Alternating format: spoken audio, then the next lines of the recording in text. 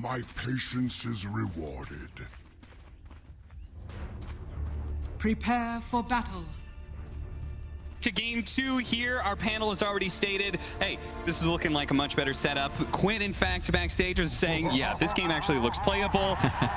What changed in the draft that we feel so confident that OG is going to have a better time game 2?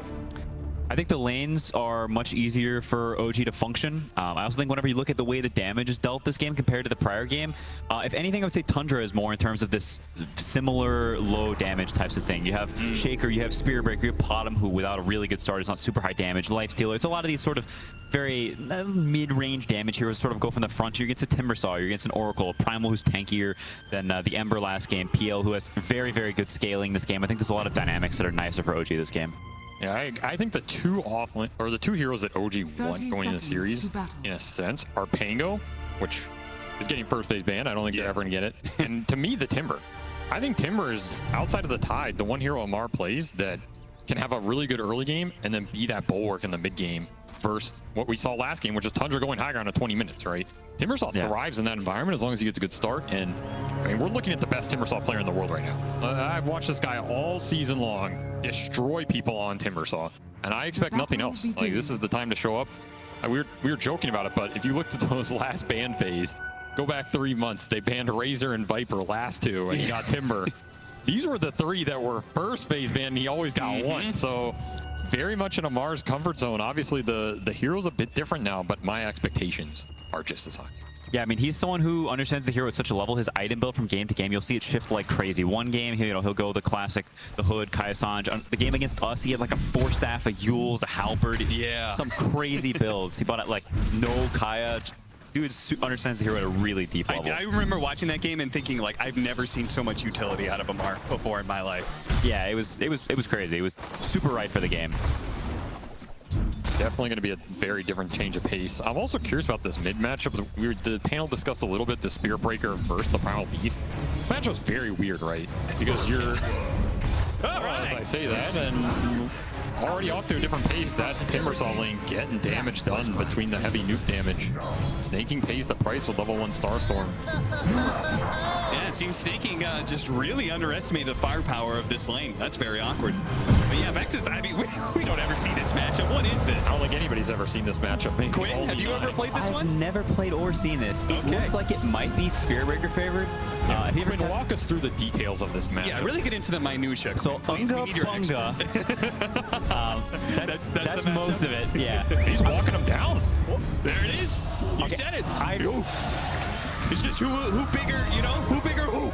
He doesn't want to yell. And Primal, yeah, Primal Beast has got the uproar. He's the biggest yeller. I'm not sure what happened. Maybe Nine charged him aggressively to try and stop him from CSing, and then he got fucking yelled on. He might have like pushed it a bit too much, because I think what should happen is both of the 70 damage Unga Bunga heroes should just like CS realistically for most of the lane, but I think he might have got a little too aggressive, and it's a pretty costly death. You get behind on levels, and suddenly maybe this starts happening more. Yeah, he's being pressured again by BCM. I mean, it seems like you have to save this charge for the trample disconnect, you know? And if that's on cooldown, the matchup looks not that much fun. On top of that, this Bulldoze working with how the Primal Beast ults works isn't that great, because you can't status resist it. It's a weird matchup, right? I'm not sure if the planar pocket thing is still in there too. The planar pocket completely negates his ult. It just ends, right? It just negates. So this is a very weird matchup on how the spells interact. I don't know if we might see some crazy stuff, but I'm a mid Spear Breaker. I mean, you can't not love it, right? Uh-oh. Charge on charge. We're going to have a lot of fun with this one, that's for certain. Bottom lane, 33, under pressure here. You're going to have to throw out the Fissure. They throw some damage back at Roggy. Roggy's holy crap. Man, he was really thinking. He doesn't even have Phantom Rush. There was no way he was going to do anything there. I mean, he might regret that Lance. Now, pretty much 0 mana, so if he ever gets Soul Assumption, he's not going to have a way to dodge it with no Doppelganger, and no more kill potential with no more Lances either, so he's going to be in CS and chill mode for the rest of this lane now with no mana, realistically. That said, I feel like OG's a bit happier with CS and chill with the PL versus this as opposed to the Morph, because the PL can actually hit the early Diffusal, Manta, Heart, whatever order you want to go to get those items, and suddenly Visage teamfight becomes a lot more annoying, right? You have a great raid pack killer, you have a great hero that can go in, tank up a lot of the early tension spells, and suddenly turn the tide. I feel like OG's a lot happier with this laning phase than last game. Yeah, but I think you've also got a lot better ways to rebuff this Visage if he goes to your tower. You've got a Timber who can TP in. Good luck killing him this game. You've got a Primal who can gank the Visage. Once Peel gets this diff you, Visage just can't just kick him out on his own. Like, Peel's going to come in and say, yeah, come fight me. I'll burn all your mana. I'll kill you, you know? So I think Visage this game compared to last game, it is not even close to the same like level of terror. I agree. You're going to arrow Timbersaw under his tower and dive him? Good luck with that one. Different story. So it looks like Radiant's turret OG, has been CS-wise, pretty happy with all their lanes. The Phantom Lancer, who's bottom of the bunch, really isn't that far behind. Seems like mid lane's going very well, which is a little surprising to me. Taiga is going to be able to pick up the kill on sneaking again here, as he just does not seem to match up well against this 4 Oracle. Misha getting a little bit low, but so is 33. Yuragi gunning for it. Does have one more Phantom Rush, and that final swing will get the kill. A big one to be able to take down 33's Visage. Already setting him behind in laning phase. 3 OG cores pushing the top here of CS and net worth. Very different start from last game. I think this is what they wanted to have happen last game, where that early magic damage trap can come in. This time, I think their draft's a lot more well-rounded, and they're having a way better early game. Should bode very well for them. Does Primal charge beat Spearbreaker charge? That was not how I thought that interaction was gonna go. And it makes me question, like, besides the planar pocket, like, if the charge isn't gonna be working, then what? Maybe it's something about the angle there, because I feel like You just have to yell louder. Oh, Right? okay. Everybody knows the mics, they have volume detection, so if you yell louder while you're charging, It's like a DS. Yeah, exactly. It's the fourth barrier. It gives you the charge advantage. I mean, we have so many innovations in Dota. What's one more for this line event, you know? Some shenanigans going on. I mean, Level 6 already on BZM. this setup is pretty rough. Like, if he ever presses trample, 9 is just going to lose, like, you know, a third of his HP, maybe half. Uh-oh. Not looking so good here. Nice dodge there. Not getting hit by the aftershock. The Fisher may allow Sox then to get back to the tower in time. Yeah, he's good. Yeah, we saw the charge icon down there too. That was not 9 setting up a gank. That was 9 surviving the gank on mid. Now having to walk back to base. BZM with the earlier level 6 just pulverizes him back to the fountain. Taiga with some rotations. Again, 4 Oracle. OG's playbook for the event. They believe in what this hero can provide in terms of sustain for their Tricore. And if the Tricore comes online, it's going to be a lot more powerful. Hello. Goodbye. It is still a haste turn, though. Oh, nice. That was a good pickup.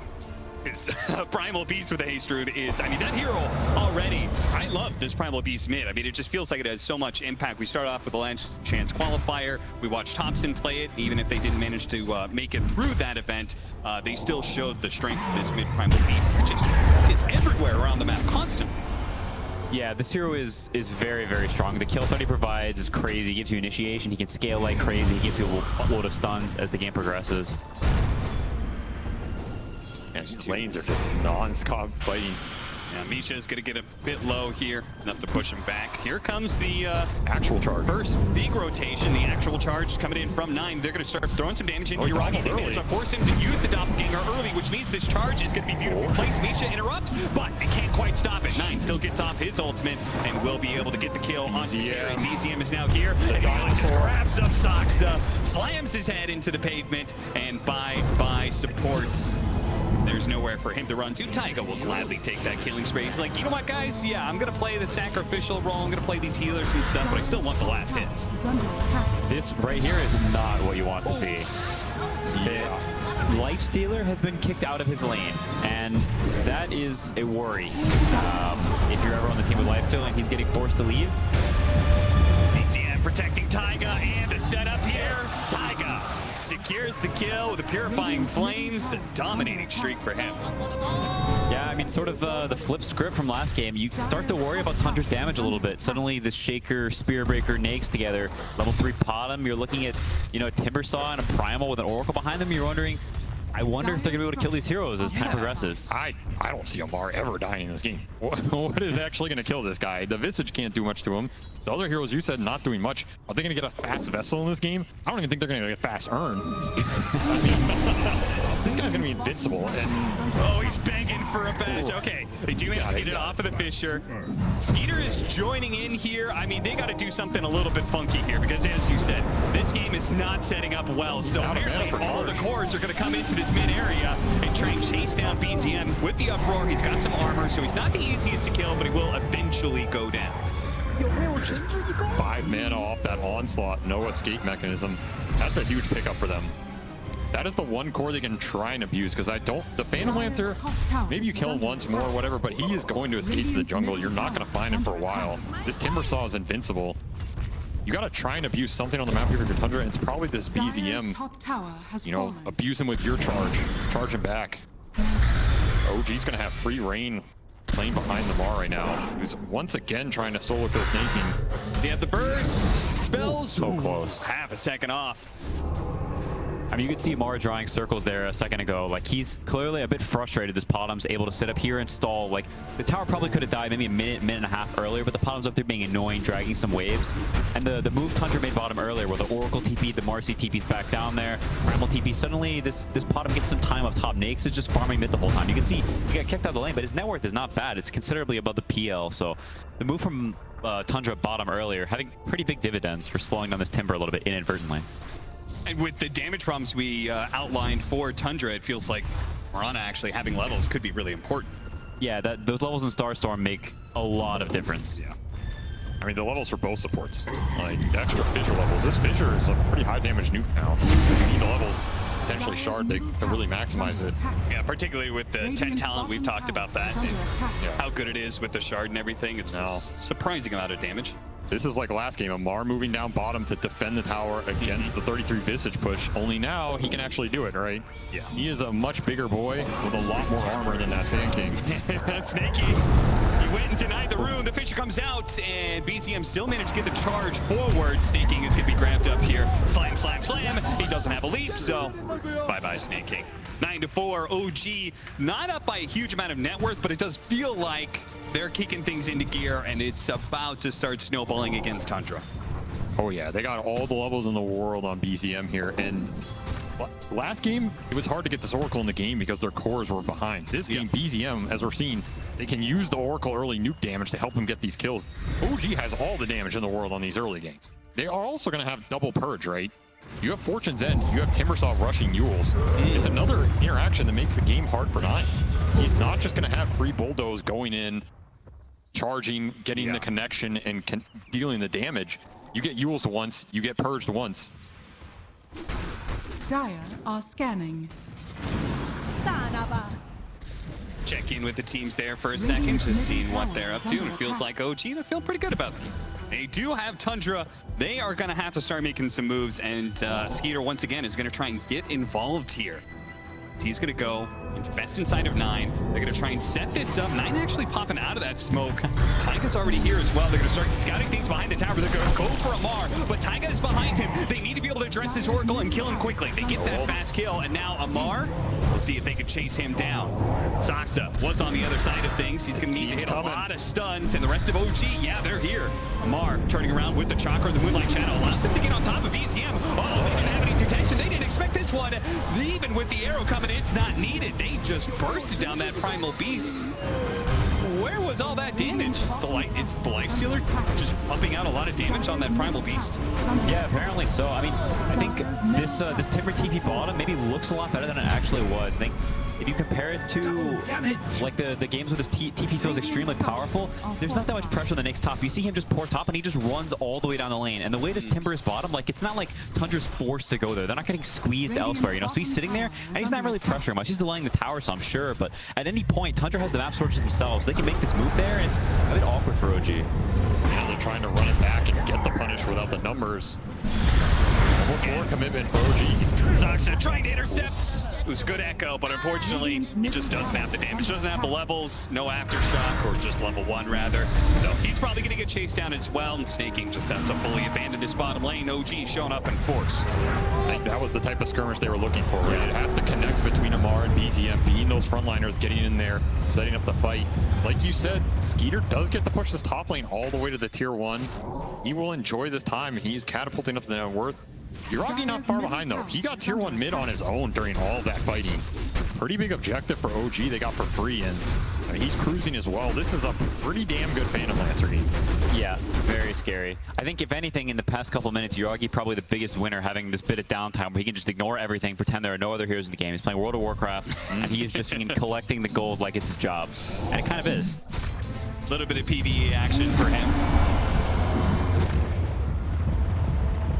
every player's dream. Yes. Okay, so we talked about they don't have that many answers to Phantom Lancer.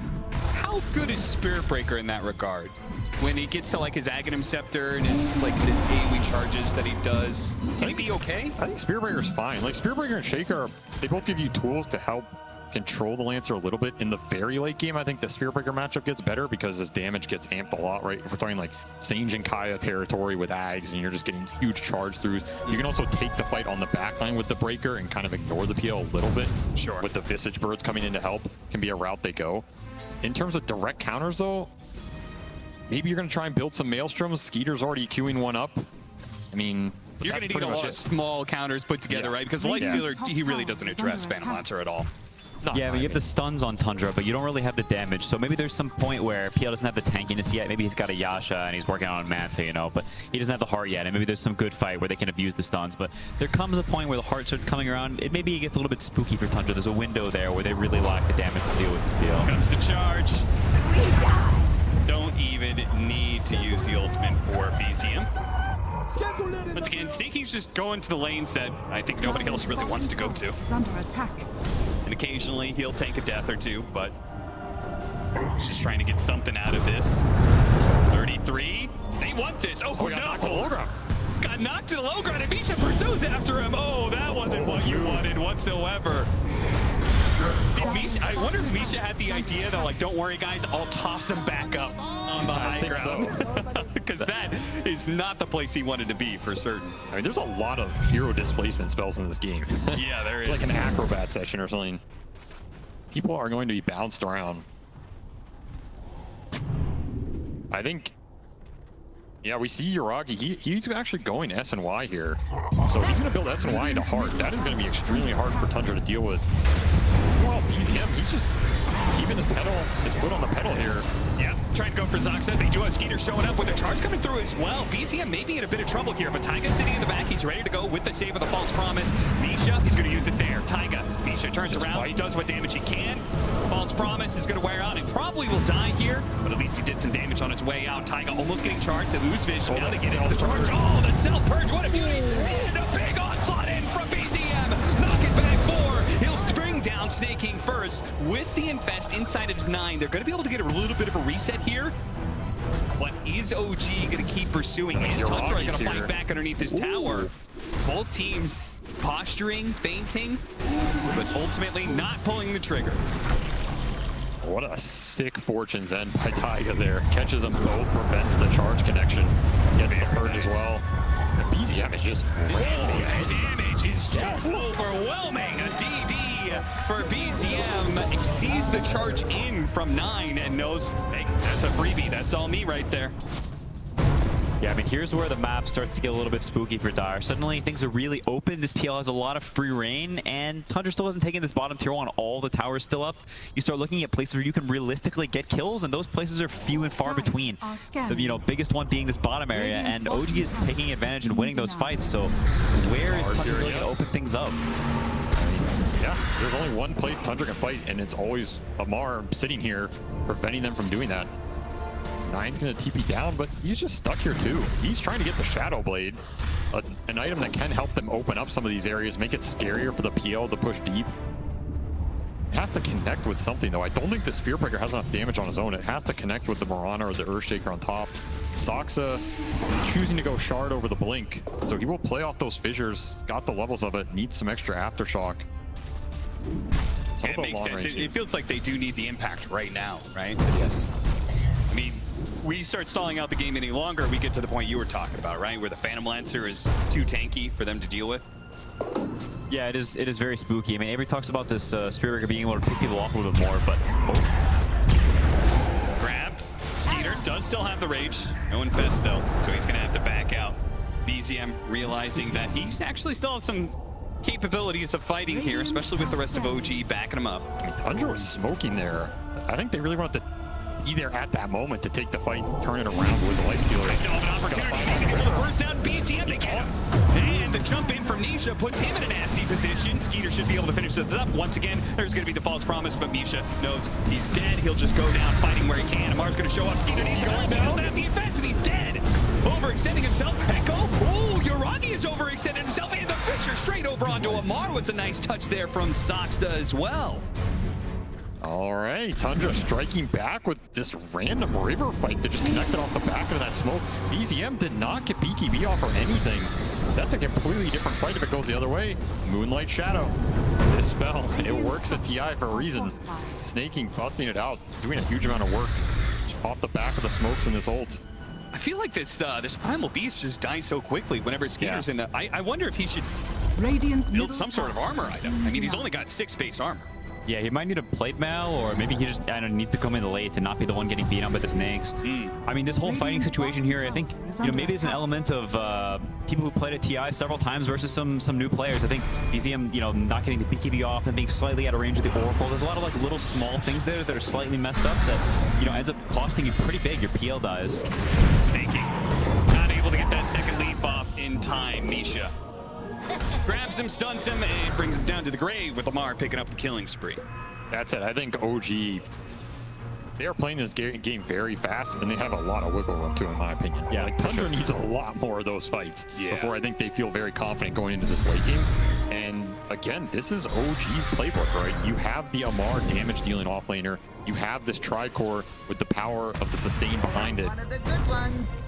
This is a scary lineup to scale into. This Primal Beast can also scale like a monster. I mean, you're talking about Ags, Shivas, Shard down the road. This hero's spooky in the late game. So you have to worry about this PL timings if you're Tundra, but you also have to worry about what happens after that if you get past that point. And they're doing a good job of, you know, equalizing the net worth differential here. Soxa has got a lot of farm in the last 5 or 6 minutes. Like, he's almost a blink on top of the Shard. This fight's helping him. OG wants to keep the pace up, looking for 33. Birds are going to drop, stopping that channel. Shouldn't be a problem here for 33 to get out, but maybe Tundra wants to go back in. They see Amar. Skeeter leading the charge. He's going to start slowing him down. With the Maelstrom, actually does a little bit of damage there. BCM, oh, he was trying to hunt down Soxa. Now the BKB picture, and once again, he's just getting 100 to 0. No BKB going off. 33. Uragi was trying to address him to be able to eat through that cloak, but now Tundra playing together, went back to 33, made sure the Phantom Lancer wasn't a problem. Now they're going to try and chase down some more heroes, and that's going to be Taiga. Once again, he's following his course into battle, but when they lose that fight, he has no way out, and he is just the +1 after every lost team fight. Some rare mistakes from BZM, honestly. A player who's been extremely dominant over the past year. Just not getting the BKB off, not getting the DD off, maybe feeling a bit antsy, feeling like, man, we're so strong, I want to fight Tundra. They're like just out of the reach. You know, he tries for this charge, maybe reaches a bit too far, getting a little bit too thirsty for that fight, and it's a big kill. I mean, like Avery said, they need a lot of these. Like, Tundra keeps winning these small fights, and it feels nice, but it's not like a game-ending thing, you know? But at some point, they add up a bit too much, and maybe the pendulum swings back into Tundra's favor. Yeah, every one of these little skirmishes you lose, you're putting your PL timing back a little bit, right? Yeah. And that's the timing that you want to hit and get the Roshans and get the full map control going. That timing's a little worse every one of these skirmishes he loses, and also for BZM. Check in with the teams.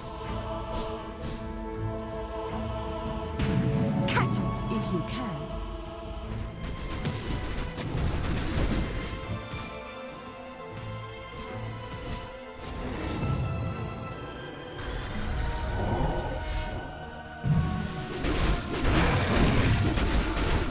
Call for the Yules there. I mean, if they had gotten that +1 hero, then that would have been such a massive difference, but I think a pretty good sign they were able to call that off. I think sometimes when your core players maybe they're a bit nervous, they can get roped into some stuff, and him saying, no, I don't like this, I'm not doing this, I'm gonna die. Like, I think having that awareness and not getting, you know, pulled into something you don't like, I think is very clutch. Soxa, oh, this could be deadly. This is the blink reveal too. This is the blink reveal. He's going to go and with this smoke get a really nice lane ward, but if the smoke breaks right here, he's going to go for his feature. Jumps right in and go half health already, but the damage still isn't there. They need more follow from the rest of the team. Skeeter's trying to do what he can, but the false prop has already got out on Uragi. Uragi's going to go back in. He needs that Aegis. Wants to be able to pick it up. BZM there, stabs it away. Now grabs up the Lifestealer, slams it down to the ground, and he's dead. Misha, he's going to fall, but the fight is won, and Tundra are on the retreat. 33 going to be chased down by BZM. Big bad Primal Beast slows him down, and they're going to just keep the vision. 33 has no way out of this one, I think. Slowly but surely, they're going to catch up to him. They're going to work him down, and that is going to be 3 heroes dying, and the Aegis picked up for OG. What a turn that could have been if only Tundra had been there with more more heroes. Saksa hit the entry, but there was no follow-up. Huge amount of damage on that jump. That's the power of the Oracle, though. Keeps those cores alive, and more importantly, it's not BZM going down first. Means he gets free spells, free BKB this time, no misclicks or any bad clicks that fight. Gets the Aegis Snatch as well. Radiant's Yeah, that's what those bottom zoomer hands Super in a comfortable position. The zoomer hands come in handy. It's crazy how much impact these fights where everyone is just clicking Roche and somebody clicks it first. Like, it has such a giant impact to the game. Maybe if Nakes takes that, the fight swings the other way. But you know, now suddenly Tundra's sort of in that position where they really don't want to take that fight. Shout out to BZM for that positioning there. And being able to charge back in was super important. Dire's middle tower is under Even attack. Misha is just staying alive in these fights for a huge amount of time. There's a lot of sustain on this OG lineup, and if you run out of damage, the damage from Tundra is pretty discreet. You have your spells, you throw out the fissure, the charge. They live through that, gives PL the turn. Aegis helps these fights stay even Dire's longer. structures are falling. Tundra need to think about who they're prioritizing these fights, who they're jumping, who they're going on, syncing the damage up with the stuns, and then maybe resetting, right? You don't want to get caught in a situation where you're giving too much time for PL without the control online. Dire's middle Maybe tower the one upside is Aegis is not on that Phantom Lancer. Yeah. The sieging is a bit worse from OG, but that said, I don't think Yuragi's too Radiant's scary. bottom tower is under attack. Yeah, definitely isn't. No, he is not scared at all. They're going to once again do the turnaround with a Fissure and put some damage onto him. But of course, not only does he have Oracle, he's got the Aegis, he's got a BKB. Charge from behind. Himself out there. Ooh, and interesting. Manage gets two. The most important hero, Oracle, dies first, and Misha's going to fall too. BZM has already lost his Aegis. Tundra, this charge in from 9 may have just set them up for a fantastic team fight. The second part is going to get the charge on through. Doesn't actually hit the real Phantom Lancer, but the charge comes in from BZM this time with the onslaught. He's going to go for the BKB TP out, just make sure he stays alive. Thanks to the uproar, that extra armor is going to go to work. What a disaster of a push, and what a charge angle from 9. How did he get that? He was just an enemy jungle farming after the Lost Roche fight. Just comes in from behind. He had the charge on the Primal Beast you showed, ends up catching the Oracle with the Infest. Don't mind if I do right there, sir.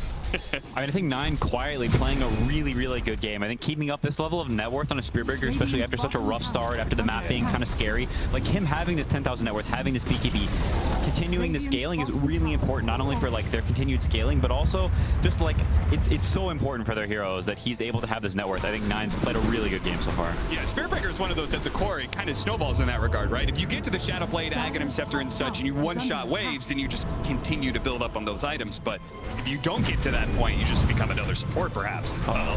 He's gonna maybe have to blow the BKB. No, the Fisher's gonna come through. Really good snap. Another Ice Echo. They're gonna change Stun Yuragi. Oh, the onslaught. It's not enough to be able to save him. The BKB goes out from 9. They go for the Infest. 9 can keep the charge going up, but he's speedily.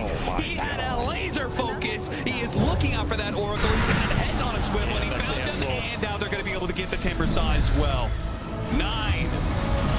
Really good Sam. I mean, Skeeter jumping inside of him enabled that in the first place, but 9 being able to find the right hero to charge every time. And that's a sign of a Visage play right there, too. It didn't even look like the bird was even close, but he knows the range of the drop so well. Like, he just barely clips him on the edge. Getting that +1 kill, like, that's the top net worth Timber Saw. The amount of gold you get from that, the amount of time this guy's dead. Now, suddenly, they take over the map. The Spearbreaker gets more items. Nakes finishes off the Mjolnir, which has a really large impact dealing with this PL. And PL doesn't even have heart yet. Yeah, I feel like OG wanted to use that Aegis to get to that PL timing, get him the heart, and then cement this game. In that last 5 minutes, Tundra's taken over this game. These charges are just nasty. You get the charge through on multiple heroes, the Infest Bomb comes out, there's a Fissure follow-up, an Aftershock follow-up on that. It's so much AoE control. There's not much spell immunity on this OG side. They just got that BKB on Amar.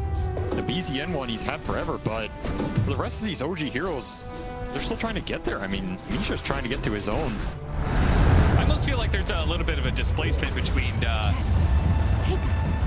Yuragi and where his items are at and how he's playing. I feel like if he has the heart, he can be like kind of frontline like he's been doing, but without that, it's just so many times he's been fissured. They've been able to, like, as you say, charge through, and just a lot of like incidental damage brings him down to like half health. I mean, it's also about how OG wants to start the fights. It's a bit awkward for OG to find the opening. Yeah. You have this Shadowblade Breaker charging around the map. Everybody's Moonlight shadowed, like haste rune drummed around on the back line. You're not going to find this Shaker. He has Force Staff and Blink now. You want to just go on the Visage?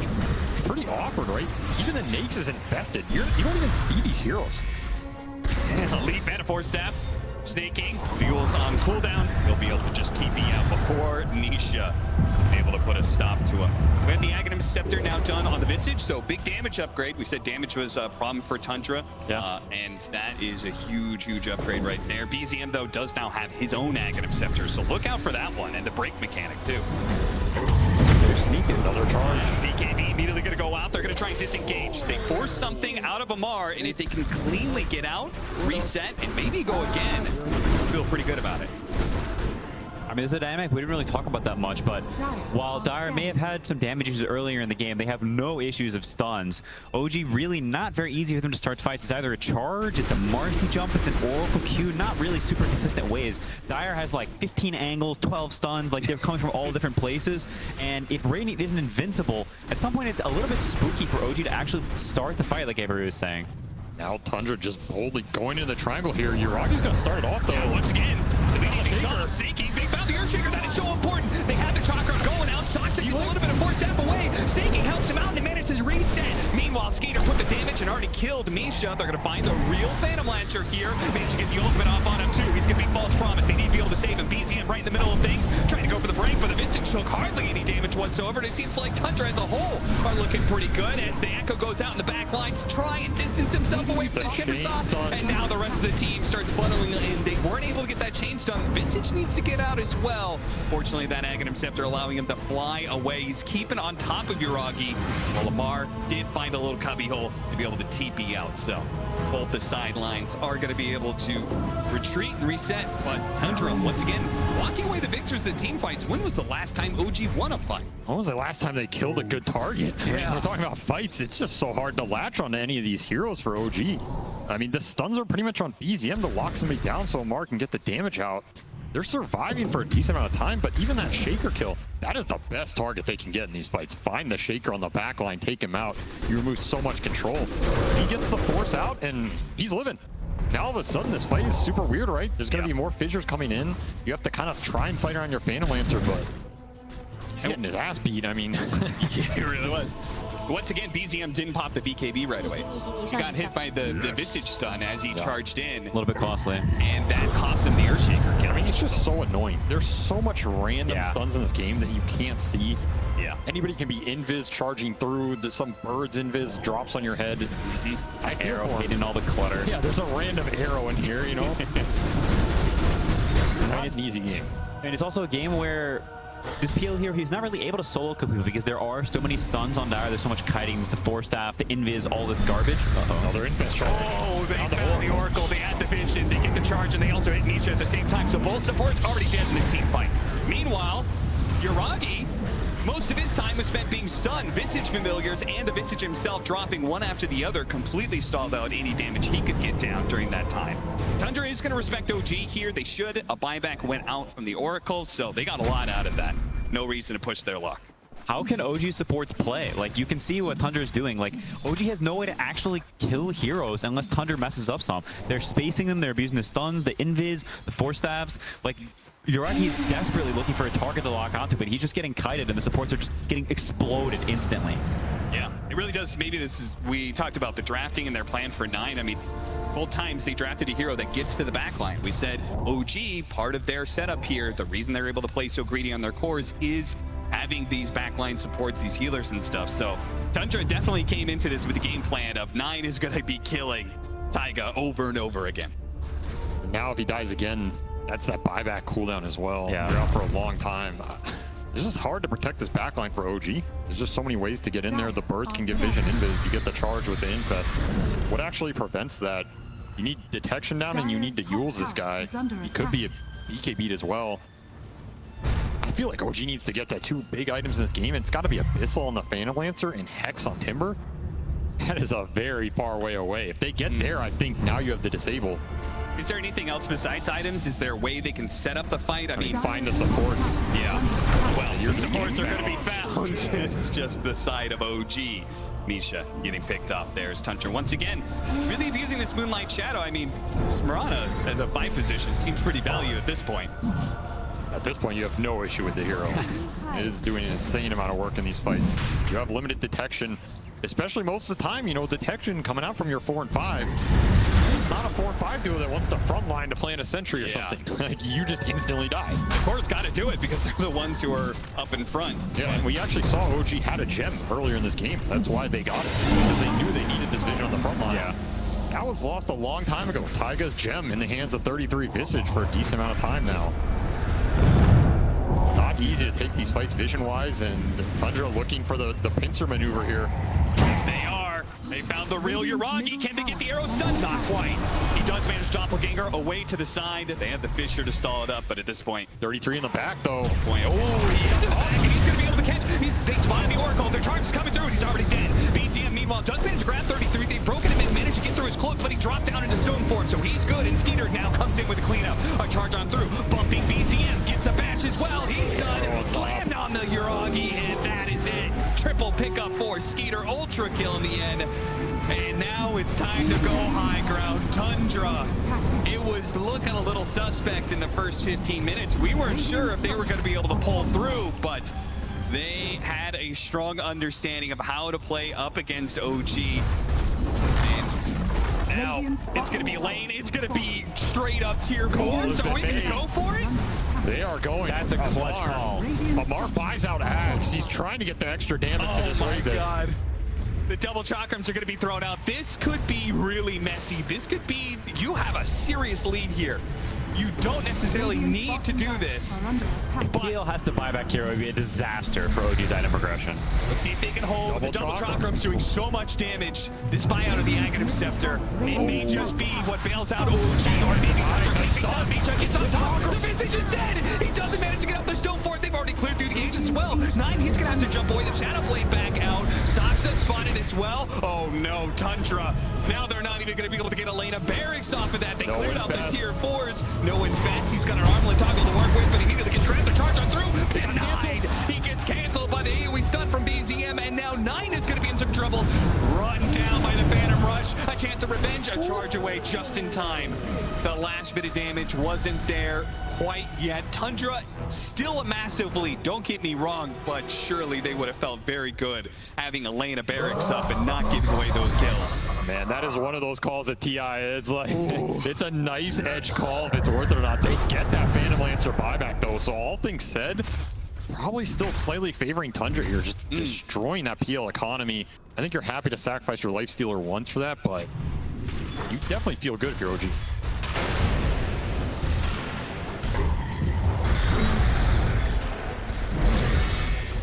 You're totally right, Avery. Stuns, big problem for OG. Yeah, they need this Hex, they need the Abyssal. The Abyssal's just off the menu now, man. I mean, this PL is never going to get there, so even more falls to Amar. That Axe purchase was pretty clutch. Helps him defend the throne there. No way. He's on his way to Hex, but he is far. Yeah. OG trying to abuse this Lifestealer downtime as much as possible to get to that condition. I thought maybe 9 spotting Yuragi there. I thought maybe they'd go for it. That would scanning. The dieback like that could just be game. This game is on Amar. This game's on Amar. Like, this Axe, the double chakram has to connect with the shaker, with the Visage off of a stun. Again, limited stuns. You got to make the damage count. He has to connect these spells. If you're gonna bet on one Timbersaw in the world to do it, it's probably this guy. Yeah, they need some like sneaky wards that Tundra like walks onto. They have some ward hidden in the corner, and suddenly Tundra's on vision, and Amar gets this blink angle where he double chakrams the guy and insta-kibs the shaker before he has time to react. I mean, the Marcy rebound huge as well. Like that fight, Misha connects with 2 or 3. That's their best stun, right? That's gonna set up the Primal Beast engage. It's gonna set up the Timbersaw damage. A lot of this game might be coming down to Marcy. And yeah, some of these earlier fights, just the charge throughs and the chain stunning that can come out. If you're on the retreat from OG, you are not getting out for this lineup. Well, all eyes then on the Misha Amar duo. See if they can get the combination of the right initiating stun and the damage to follow it up to win a fight for OG. This is a great opportunity if they can get it. Sneaking kill, maybe not so much, but the Earthshaker does manage to slip away. Now the charge on through, they couldn't even kill the bottom. Misha is now dead. Amar's looking for something to be able to hunt, but look at Saksa playing the edges here. He's ready to go back in. The charge is controlling up BTM. He's not getting anything off. Now they've got the feature. The chain stun onto the Phantom Lantern. Yes, a false promise goes off last second, but is he even going to be able to have the heals? He's got the heart pumping away. He starts to throw some damage over to 9, but it's just pitiful. He's going to get zonked out. The heart regen is not going to be enough, and GG is called. Tundra 2-0 over again, they set themselves in a position to be able to match up against their rivals within the Western European region.